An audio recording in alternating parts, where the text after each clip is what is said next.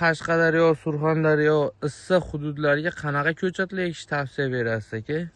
Ko'proq ertaki gilos bilan ertaki o'riklar tavsiya qilaman. Mana vanderkot o'riklarni ko'rib turibsiz. Belgi sovuq, rasa qattiq bo'lgan taqdirda ham shunaqa meva olyapti. Xudo xolasa. Ko'rib o'ting, juda ham zo'r mana. Buni birov yopishtirib qo'ymagan mana.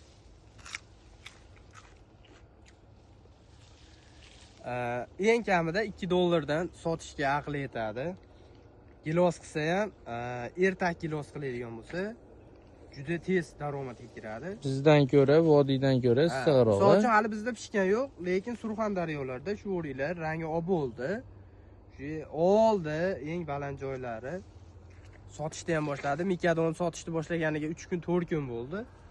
Mikado o'riklarni boshda $4, $3 sotayotdi. Endi hozir $2,5, $1.8 sotishni boshladi. Chunki bizga kelguncha u narxlar $1-1.5 tushib qoladi. Hali pishgan yo'q biz taraflarda. Endi rang olyapti mana. Mevani qaranglar, shuncha sovuqdan qolgani shuncha. Aq tarafga ko'proq men o'zim tavsiya beradigan narsam o'rik bo'ladi. Qanaqangi o'rik bo'lsa ham, misol uchun buzmaslik kerak bo'ladi birinchi o'rinda. Yangilaydigan bo'lsa, ertaroq pishadigan sortlarga o'tkazish kerak. Mana hozir mana shu ko'rib turganingiz 4-yoshga kiryapti. Yangi sort. Solgan bo'lsa 25 kilo, 30 kilo mevasi bor. Endi mana shu ko'rgan o'rigingiz 40 ga kirdi yoshi 1,5 tonna meva qiladi. 1,5 tonna. Arzimagan 4,000-5,000 so'm sotsangiz ham zo'r daromadga olib kiradi.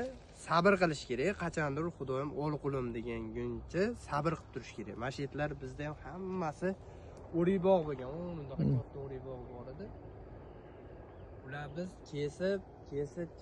kesib yangilayapmiz. Endi iloji yo'q, yangi sortlarga o'tish kerak. Agar kimlarni o'tmoqchi bo'lsa, Vandergut, Mikado, Barsalino degan o'riklar bor. Shularga o'tishni tavsiya qilaman. Tez pishadi, tez daromadga kiradi. 2 marta, 3 marta dorilaysiz, mevangiz pishadi, uje chiqib ketasiz. Eng zo'r sortlardan ular. Eng zo'r sortlar shular hozir mana. Mana shu yerdagi mevalardan, mana shu yerdagi mevalardan bizga kerak bas.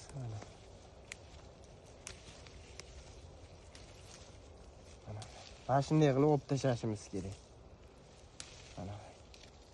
Hozir bu turgan mevalar mana qanday tushuntirib. Mana shu turgan mevani hammasi zo'r turibdi. Hozir erta pishgandan keyin mana bu meva bir-birini ezib qo'ymasligi uchun buni olib tashlashimiz kerak biz. Biz hozir voz kechmasak, keyin voz kecha olmaymiz. Hozir siz shuni voz kechib o'rmasangiz, shuncha mevangiz birakka aylanadi, ko'ti-puch bo'lib qoladi, yaroqsiz bo'lib qoladi. Olayotgan odam ham, olib sotayotgan odam ham kalibr. Hozir mana yerda siz ko'zingizga normal holat ko'rinib turibdi. Mana shu 2 tani olib qo'ysak, ertadan keyin g'o'ra bilan mevani farqi juda ham katta bo'lib qoladi.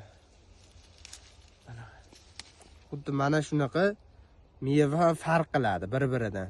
Mana ko'p joydagilar, mana xoli turgan joydagilar mevalar mana.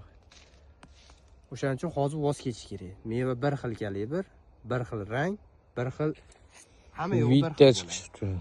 Pishish. Hozirgi kunda mana shu yerdan 30 kilo meva kutayotgan bo'lsam, o'zim shuni toqalab chiqmasam 15 kilo meva olaman. Faqat uchidagilardan bo'ldi, boshqa joydan meva olaman. O'shaning uchun hozir voz kechinglar. Ko'pchilikda bizda vodiyda endi bo'lyapti-da, to'qalash kerak. Toqalab voz kechinglar. Iltimos sizlardan. Sog' bo'linglar, salomat bo'linglar.